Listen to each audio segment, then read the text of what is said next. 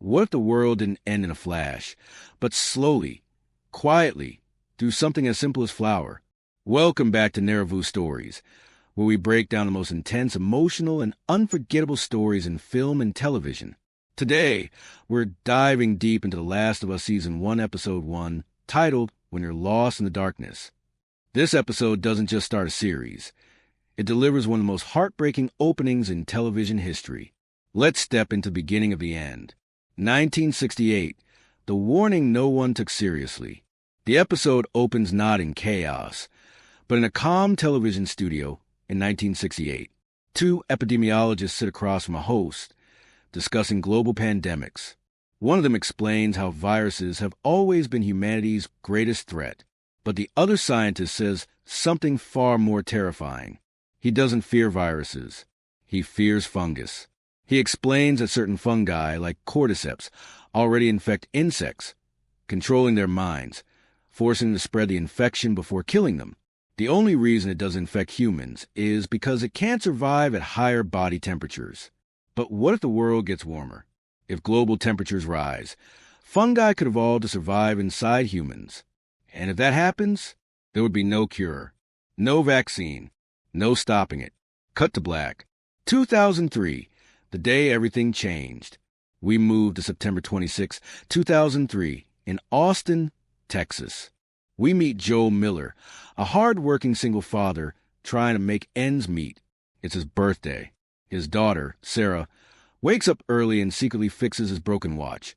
A small, loving gesture that tells us everything about their bond. Joel heads to work, leaving Sarah at home with their neighbors. But throughout the day, something feels off. Sirens echo in the distance. Helicopters fly overhead. Police race down the streets. At school, Sarah's class abruptly ends. Teachers look panicked. Kids are rushed home. When Sarah visits her elderly neighbor, she notices something disturbing.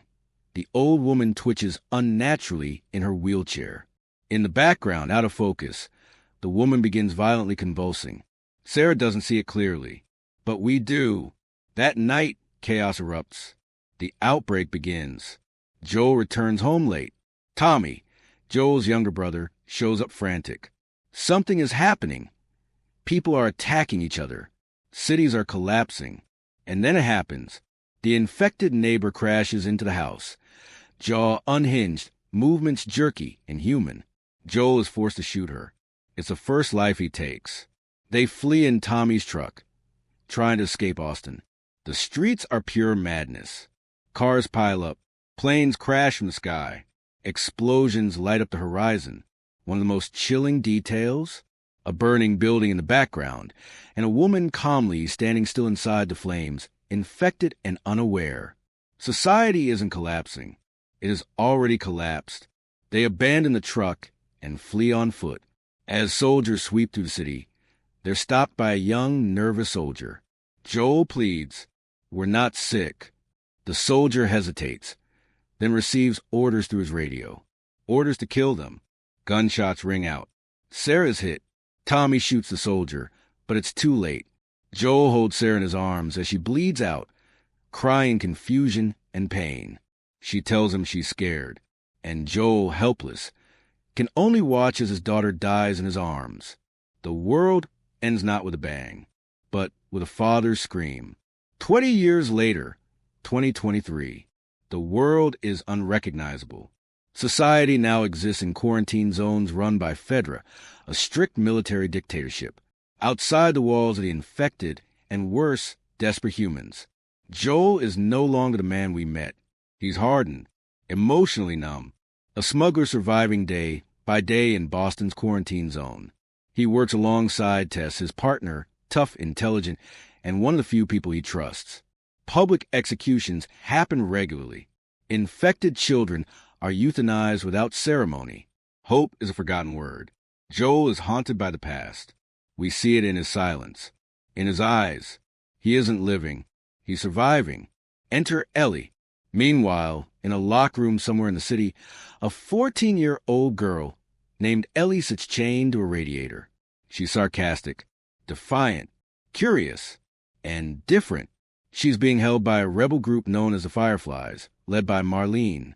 They're fighting Fedra and searching for a cure. Why is Ellie so important? Because she was bitten, and she didn't turn. 3 weeks later, she's still completely normal. Ellie is immune. Marlene needs someone to smuggle Ellie out of the city to Firefly scientists waiting outside the quarantine zone. That someone ends up being Joel. The deal: Joel doesn't care about saving the world. He just wants a car battery so he can search for Tommy, who left to join the Fireflies. Marlene offers him a deal: smuggle Ellie out, and he'll get everything he needs. Joel refuses at first. He doesn't want responsibility. He doesn't want attachment. He doesn't want to feel again. But Tess convinces him. It's just cargo. Nothing more. Ellie overhears everything. She looks at Joel and says, "Your watch is broken." It's a small line, but it hits him hard, because that broken watch, it stopped the moment Sarah died. The escape. Joel, Tess, and Ellie sneak through the city at night, trying to avoid Fedra patrols. They're caught by a soldier with a scanner device that detects infection. Joel attacks the soldier violently, beating him to death even after he's no longer a threat. He isn't seeing a soldier. He's seeing the one who shot Sarah. Ellie's skin shows positive for infection. Tess and Joel panic. But Ellie reveals her bite. Old, healed. She's telling the truth. She's immune. And for the first time in 20 years, Joel looks at something that resembles hope. The infected. As they move through abandoned buildings, we get our first terrifying look at the infected up close. Unlike traditional zombies, these creatures are victims of a fungal parasite. Tendrils grow from their mouths. Their movements are unnatural, twitching, grotesque. One infected woman approaches Ellie slowly, almost tenderly, before Joel shoots it. The horror isn't just in the violence. It's in the loss of humanity. These aren't monsters. They were people. The ending moment. The episode closes with Joel and Ellie stepping into the open world beyond a quarantine zone. A vast, ruined city stretches ahead. Ellie looks around with curiosity. Joel looks exhausted. Two broken souls. One carrying the weight of loss. The other carrying the weight of humanity's last chance. And as the camera pulls back, we understand something powerful. This story isn't about the infected.